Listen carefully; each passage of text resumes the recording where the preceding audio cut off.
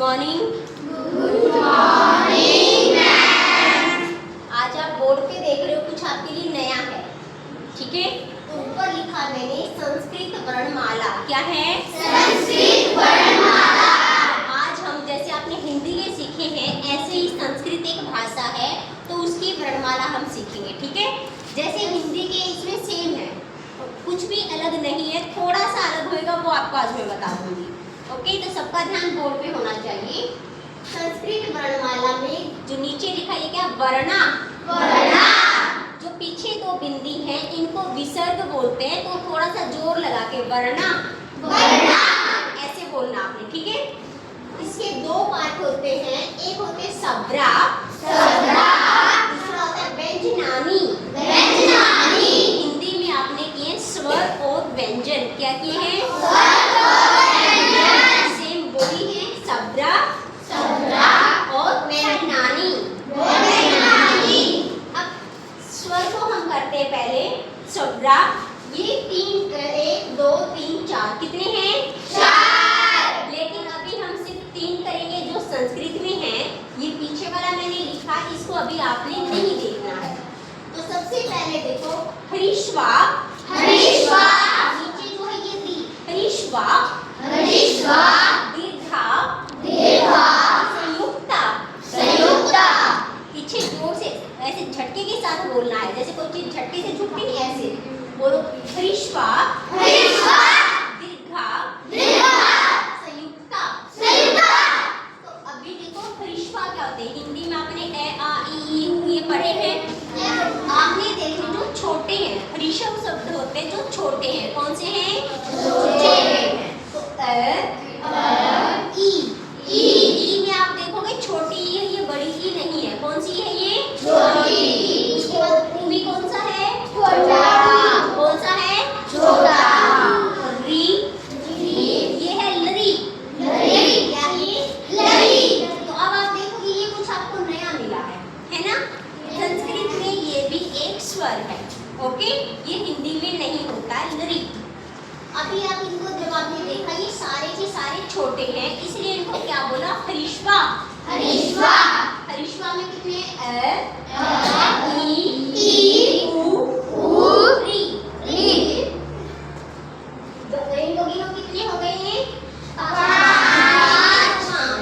उसके बाद दीर्घा।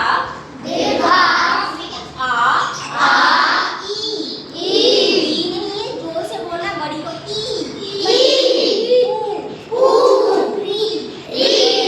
देखो, जब आपने ये री लिखा था, इसको लिखते टाइम आपने सिंपल ये लिखा था, है ना। जब बड़ी री को लिखोगे तो एक बार और आप इसको कर लोगे। क्लियर है ये? री। इसको मैं भी साफ कर देती हूँ। कितना आ गया? अब इनको गिनो, कितने हैं? 4। अब संयुक्ता। इन दोनों को जोड़ के बनी है, उनका नाम क्या हो गया? ये कितने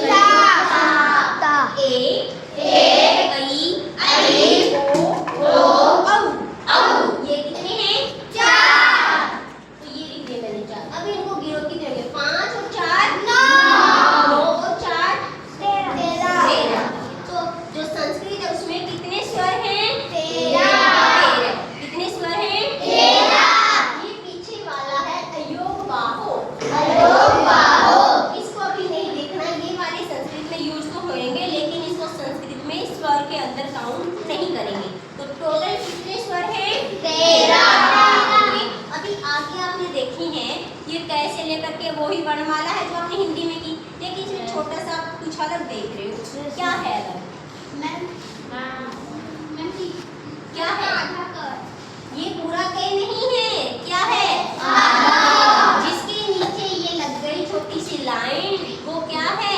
आधा है, क्योंकि ये अभी पूरे नहीं, इनके अंदर अ जो जुड़ता है तब पूरा बनेगा। तो ये क है, ग है, ने। इसके बाद च, छ,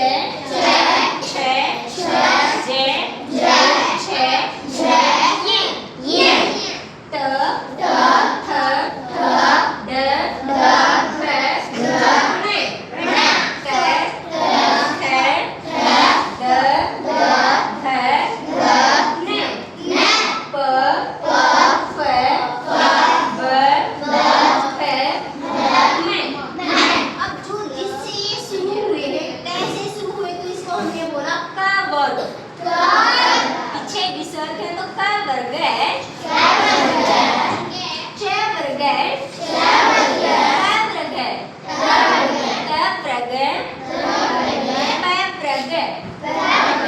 ये याद करने मुश्किल है? कोई पहले वाले कैसे कहता है? पहले वाले बोल दो, पीछे क्या बोल दो? ब्रश है। ओके, अब ये बात बोल के देखोगे, जो पहली लाइन जब आप बोलोगे ध्यान से सुनना। इसके आगे मैंने लिखा कंठव्य। क्या लिखा है? सबको जब आप बोलोगे तो आपके गले से यहाँ से आवाज आएगी। बोल के देखें, बोल के देखना। क बोलो, यहाँ से आवाज आ रही है?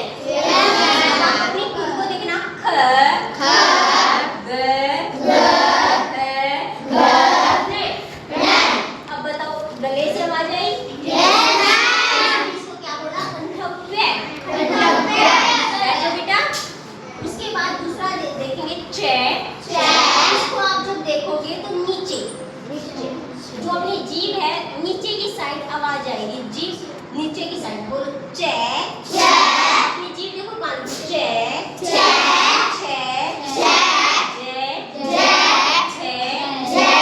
ये जीभ कहाँ रही?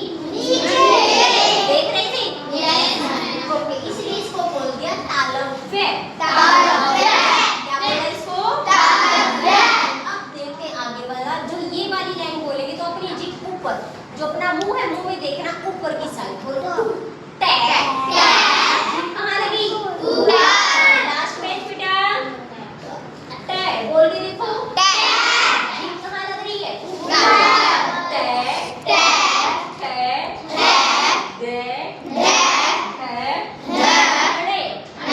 अब कहाँ जीभ लगी आपकी? आज किया ऊपर की साइड लग रही है। इसलिए इसको बोलते हैं मूर्धन्य। अब ये देखो, जो ये वाली लाइन बोलोगे इसके आगे मैंने क्या लिखा है? दंतव्य। जब ये बोलेंगे तो आपकी जीभ दांतों को टच करेगी। देखते हैं। ते ये दे ने। तो सब में कहाँ जीभ हुई आपकी? क्या बोला? दंतव्य। ओके, अब आगे वाला है ओष्ठ। ओष्ठप्य। तो इसमें जब आप देखोगे जीभ अपने जो होठ है ये हिलेंगे। पहले वालों में नहीं हिलते। बोलो पै है बे है में। अब इनके आपको लगन पता लगी? क वर्ग में आवाज आपकी कहाँ से आई थी? कंठ से, गले से। च वर्ग की सारे की आवाज कहाँ से आई थी? ऊपर। जीभ कहाँ लगी थी? उसके बाद ट वर्ग में जीभ कहाँ लगी आपकी? ट वर्ग में कहाँ लगी? पै वर्ग में होठों पे। इसलिए इनके नाम ये लिखे गए हैं। मजा आया? इसके बाद हम देखते हैं ये वाले, इसके नीचे मैंने नहीं लिखे हैं, ये ध्यान रखना है। ये आपको बाद में बताऊंगी क्यों नहीं लिखे हैं। ठीक है, यहाँ देखो फे, ये वाली सेकंड लाइन इसी के नीचे लिखना। ये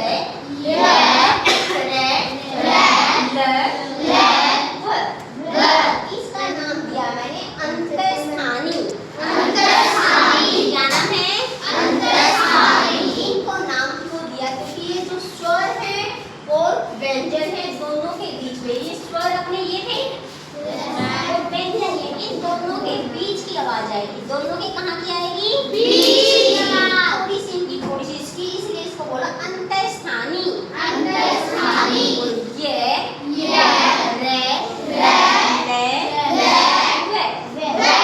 उसके बाद आगे उष्माणी।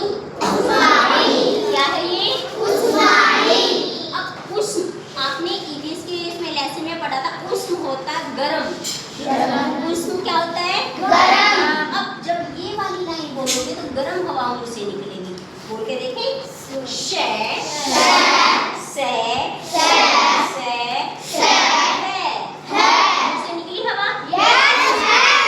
इसको क्या बोला? उष्माणी। ओके, अब ये वाले सारे यहाँ से क वर्ग से लेकर के उष्माणी तक ये सारे के सारे, ये देखो इधर मैंने मिलाया है, ये क्या है? व्यंजनानी। ये है व्यंजन। इन सबको गिनोगे ये है 33 33। ठीक है,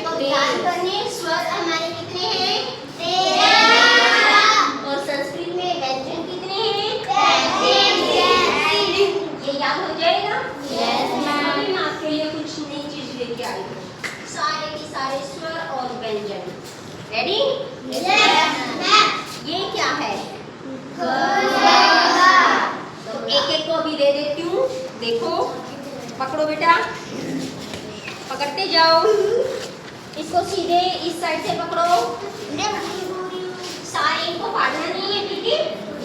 सारे के सारे आपके क्या स्वर और व्यंजन। लो, सामने करो। अब आपसे ये पूछेंगे कि ये कौन सा है, ठीक है? नहीं आ रही वीडियो में। लो,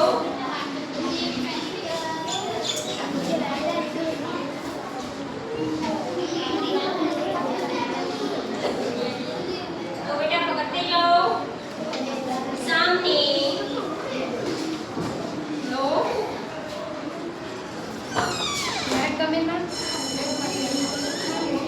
ये लो,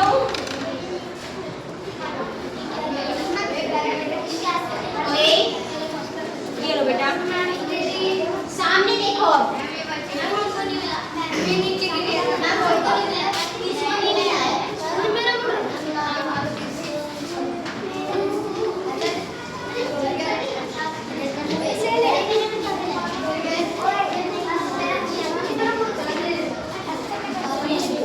अभी आप सबने ये देखे हैं, आप सबके पास स्वर और व्यंजन हैं? सामने दिखाओ इनको। नीचे नीचे बेटा, फिर दूसरे का नहीं दिखेगा। अब आपसे ये पूछेंगे कि इसमें से आपका कौन सा ये वर्ग है, बता दोगे? ओके, स्टार्ट करते हैं। शुरू करें। अपने इसमें देखना आपने। ओके, सबसे पहले खड़े करते हैं इनमें से। चलो मुस्कान, आप बताओ क्या है आपके हाथ में? ब। कौन से वर्ग में है? बोलो। ब कहाँ है? प वर्ग कहाँ है? प वर्ग। और इसकी आवाज़ कहाँ से आ रही है? बोलो। होठों से। तो इसको हम क्या बोलेंगे? औष्ठव्य। तो ऐसे आपने अलग अलग अपने खुद के सोचने, ठीक है? चलो भाई, सिट डाउन।